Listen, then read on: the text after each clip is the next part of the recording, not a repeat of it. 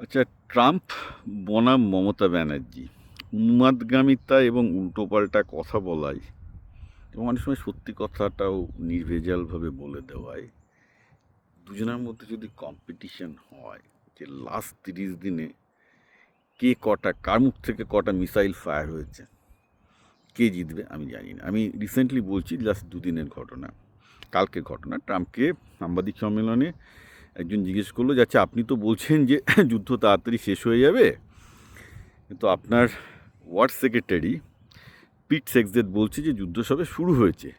তো স্যার, কোনটা ঠিক? যুদ্ধ সবে শুরু হয়েছে, যুদ্ধ তাড়াতাড়ি শেষ হয়ে যাবে যেটা আপনি বলছেন? বলে, পিটস যা বলেছে সেটাও ঠিক, আমি যা বলছি সেটাও ঠিক।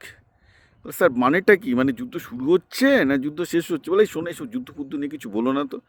এই আমি যে যুদ্ধের মতো জিনিসটা, এই যে সো মাচ অফ শিট, এই কথাটা উনি ইউজ করছেন।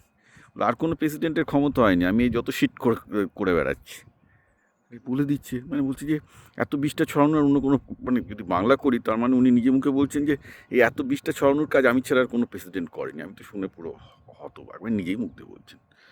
আমাদের মুখ্যমন্ত্রীও এরকম একটার পর একটা নিজের জালে গোল ঢুকিয়ে থাকেন। যেমন তিনি সেদিনকে বললেন যে আমি আছি তাই, নইলে ওই সম্প্রদায়ের লোকজন কিন্তু তোমাদের একদিনে মেরে খেটে পুরো একদম 12 ঘন্টার মধ্যে, না কত বলেছে, 1 মিনিটের মধ্যে সাবার করে দেবে। মানে উনি পরিষ্কার বলছেন যে মুসলমানরা হিন্দুদের মেরে কেটে সাবার করে দেবে, আমি আছি বলে তাই।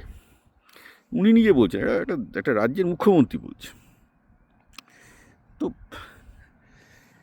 মানে আমি একটা জিনিস লক্ষ্য করেছি, ধরুন আমার বাবার বয়স হয়েছে, এর আগে আমি আমার ঠাকুরদা দাদুর বয়স হতে দেখেছি, ঠাকুমাদের বয়স হতে দেখেছি। লোকের বয়স হলে লোকে উল্টোপাল্টা বকা সবসময় শুরু করে যায়। তো কেউ বলবে পটাশিয়ামের প্রবলেম বা এর প্রবলেম।